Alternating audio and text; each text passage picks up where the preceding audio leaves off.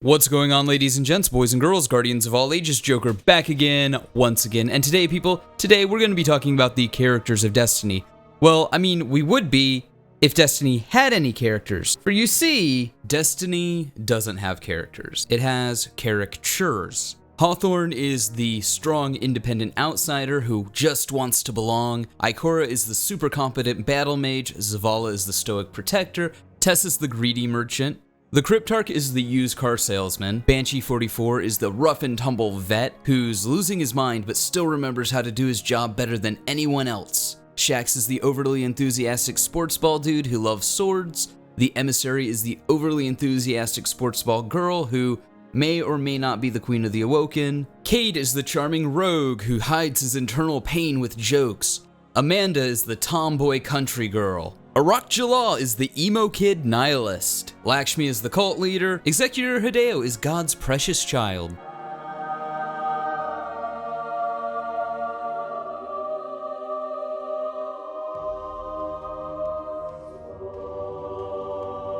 Zur is hentai. Asher Mir is the annoying nerd, and Sloane is the dutiful soldier. Anna Bray is one of the most badass and storied hunters to ever exist, who's also the reincarnation of an insanely smart scientist who just so happened to create Rasputin, the most powerful AI war machine ever fielded by humanity, whose sister also just so happens to be a time-traveling robot. She is flawless in every way except her stubbornness, which can sometimes put her at odds with authority, but in the end, because she's smarter, prettier, more badass than everyone else, it all works out for the best. We also refer to this as a Mary Sue. We have Brother Vance, who is just the fanboy. We have Devram K, the chill old British sniper dude. We have Failsafe, the zany and split personality computer who's one realization away from either telling us or that she's sorry she can't allow us to do that, Dave. Then we have the Ghost, the very annoyingly chipper sidekick who's very reminiscent of Adam West's Batman and Robin's Robin. And last, but certainly not least, we have the player character, an Afghan Cap, an ageless, faceless, gender-neutral, culturally ambiguous adventure person. Now, I just went over the prominent NPCs for Destiny, the ones that you interact with on a daily or weekly or monthly basis. But there are storied villains within the universe of Destiny. Oryx, who's dead. Callus, who's been written off. The Prince of the Emos, who's going to die. We have Skolas, who's also dead. Or other NPCs like Eris Morn, who's one of the most interesting characters in Destiny, but isn't in the game. The Queen of the Awoken, who's either dead or a potato. Then we have Petra Venj, who's been kind of pushed off to the side and not really fleshed out. Then we have Varix, who's off doing something. Yeah. It seems like everybody who's actually interesting in Destiny is either dead or pushed off to the side. For example, I feel like I know the depth of Ikora, Zavala, and Cade's character development, but I don't feel the same about characters like Petra, who still has room to grow. Thinking about it, you can sort of characterize Destiny's characters into a couple of categories: currently dead or going to die, Mary Sue, ruined by the writing team, or a vending machine. And vending machines have a couple of subcategories. There's the vending machines that people like or are indifferent about, and the vending machines that people wish were dead. Destiny really doesn't have a BT-7274, or an Ezio, or a Joel and Ellie, or a Voss, or an Elizabeth and Booker, or a Kratos and Boy.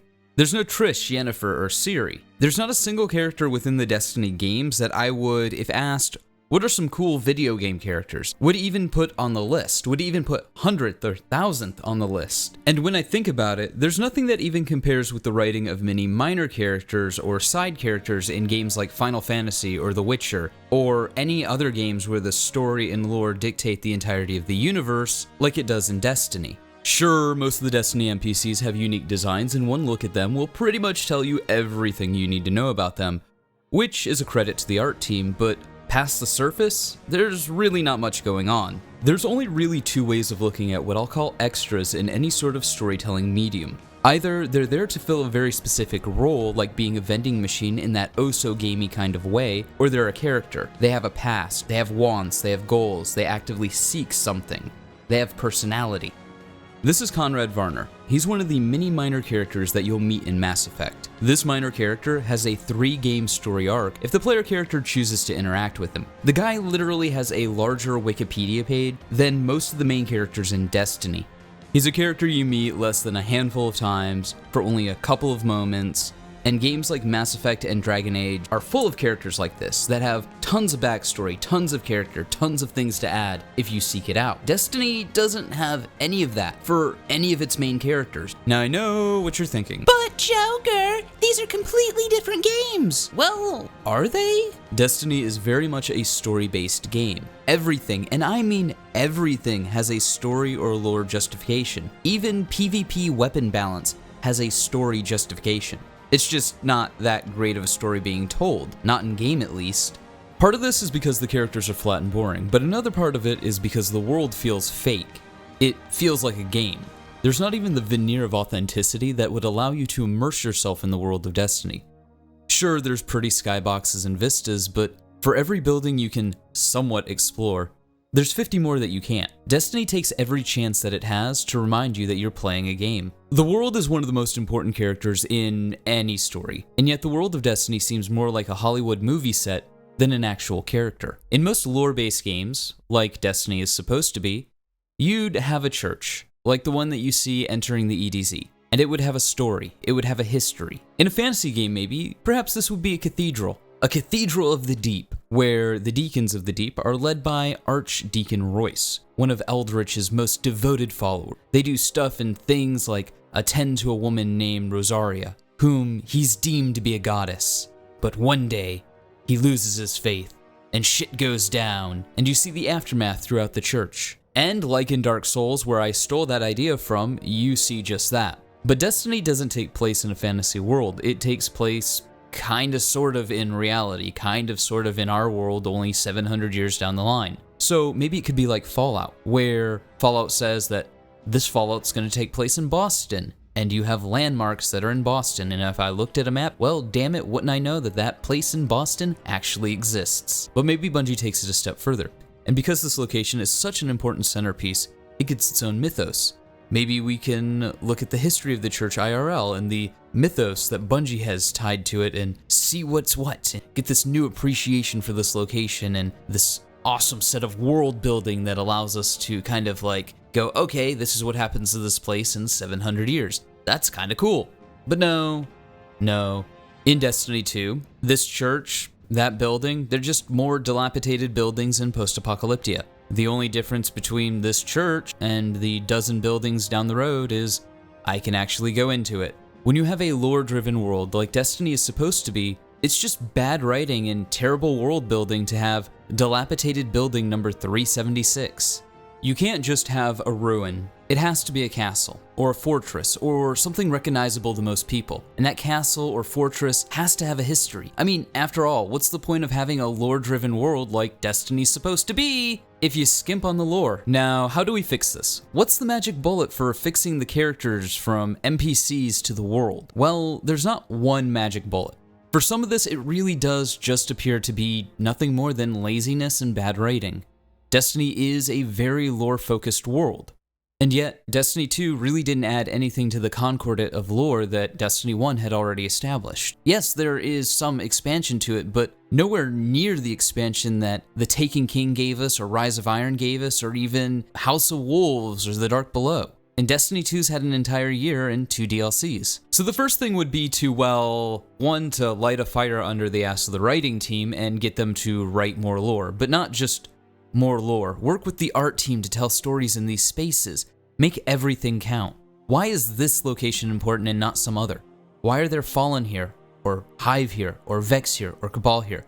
What do they do when they're not just standing around waiting for us to come kill them? In the Dark Souls example from earlier, you can find golden stakes throughout the level. And according to the internet, these golden stakes signify the imprisoned deacons, and the fetters that enslave the shrouded denizens of the deep. Stakes bind the chained to earth, limiting the distance that they can stray from their tethered bonds.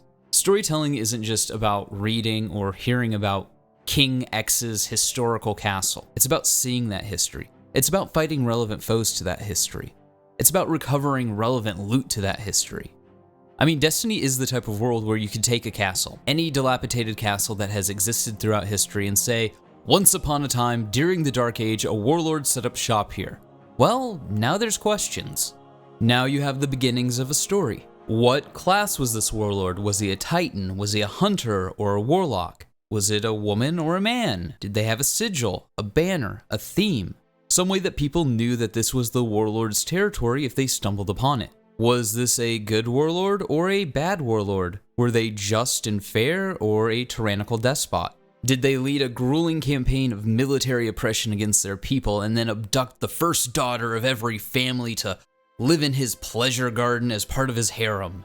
Or did he rally the people around him to fight off fallen invaders? What kind of weapons did they have? Did they have generals? If this warlord was a titan, for example, what were his companions, a hunter or a warlock? What were they like? Did this warlord join with the Iron Lords or were they put down by them? In the hundreds of years since then, who's taken up residence in this castle?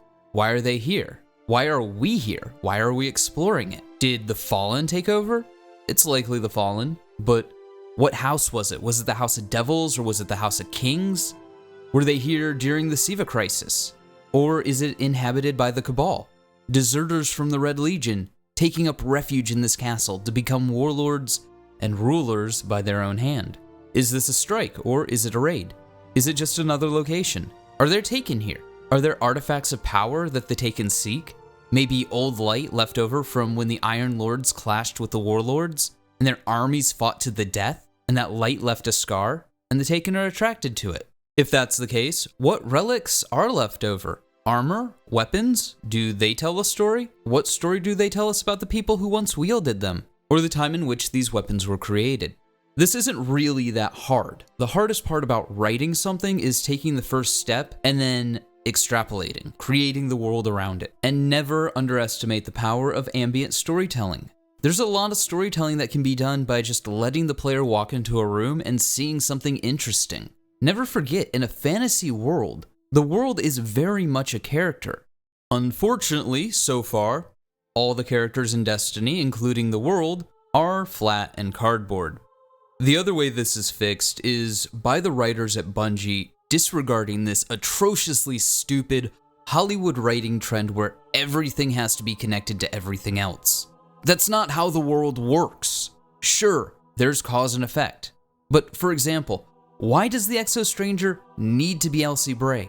There was nothing wrong with just leaving a character as their own character, this badass time-traveling robot. But now, there's no importance to her. She's just Anna Bray's sister.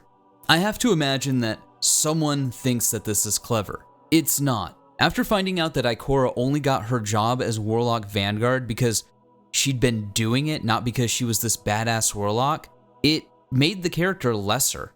Oh, well, she's just Osiris's apprentice and she's already been doing the job, so might as well let her keep doing the job. There's no agency to that. There's no growth. There's no place where the character comes into their own. They just inherited something, they didn't work for it, and it makes any of the achievements that the character had before then or after then seem lesser. Other than that, it's all just too convenient. It's packaged in a way where the writers don't have to really do anything to explain anything. They just have to say, well, these characters had a pre-existing relationship. That's just so lazy and unimaginative, and worst of all, it's just boring.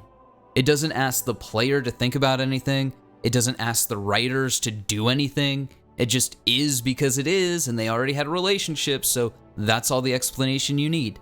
Come the fuck on, that is so trite, it is pathetic. Bungie also needs to change how our character interacts with NPCs and other story elements. It's often thrown around the Destiny community that we want a dialogue wheel. Now, I understand where that might be cumbersome in, say, cinematics, where there's 3 in a party, going from story beat to story beat. Then again, most games have a quick timer that'll time out if you don't make a choice and make a choice for you, but I get why that might not be ideal for the handful of cinematics our characters are actually in. But like, when I go back to the tower, and I walk up to Shaxx, why can't I talk to him about the Crucible? And the Crucible's history, and his love for swords, and his history as a Guardian before becoming head of the Crucible. Hell, you could have a quasi-reputation system that the more I rank up with Shaxx or any of the other vendors, the more they like me and the more stories and personal stuff they're willing to share with me. And maybe this could tie into quests for exotics or gifts of some sort from the NPCs that are uniquely something that NPC would give the player. Kinda like how Cade had an ace of spades made for us in Destiny 1. And yeah, we should be able to BS back and forth with them. We should have dialogue options that we can pick in response to the dialogue options that we just heard from them. This gives the characters more history, it gives them more personality, this gives them the potential to stand out more and do more or be more than just a token dumpster for loot I already have. On that same note, our character desperately needs a voice. I think Destiny 2 has ultimately proven that with the way that they've shifted our character to our ghost. The player character isn't the main character, the ghost is. Now I often see the argument that people have that voicing our character could clash with people's headcanon. Or if they voiced a character, they might not respond the way that I would respond, or they might not sound the way I think they should sound. To anyone who thinks that, I have to point out that they've already done that. They've just supplanted our responses and our personality onto the ghost. And let's be entirely honest, this isn't Skyrim, this isn't Fallout. I can't just go into a random village, butcher everyone, and consume their bodies for nourishment. The Guardian then is a defined character, in the same way that Master Chief is a defined character, in the same way that Noble Six is a defined character. And as far as the story is concerned, everybody is the same Guardian. We're the one that defeated the Heart of the Black Garden, we defeated Crota, we defeated Skolas, we defeated Oryx, and so on and so forth with other raid bosses and other strike bosses. These characters have histories not entirely defined by us. Look at the beginning of Destiny 2.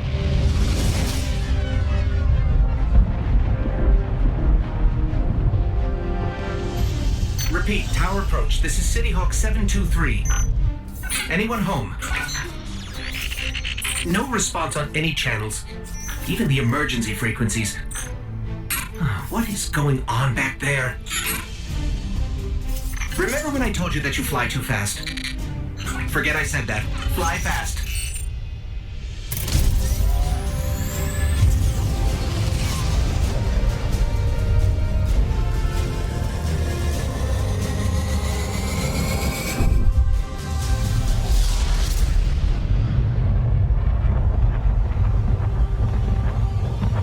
I have absolutely no clue what my character is doing between the end of Destiny 1 and the beginning of Destiny 2. I have no clue why they're not wearing the armor I left them in, or using the guns I gave to them. Where's my Helm of Inmost Light? I've been using the Helm of Inmost Light exclusively in one form or another since Destiny 1, Year 1, Week 2, when Xur sold it. Where's my Ias Luna? Where's my Thorn? Where's my Galahorn? Where's my New Monarchy ship?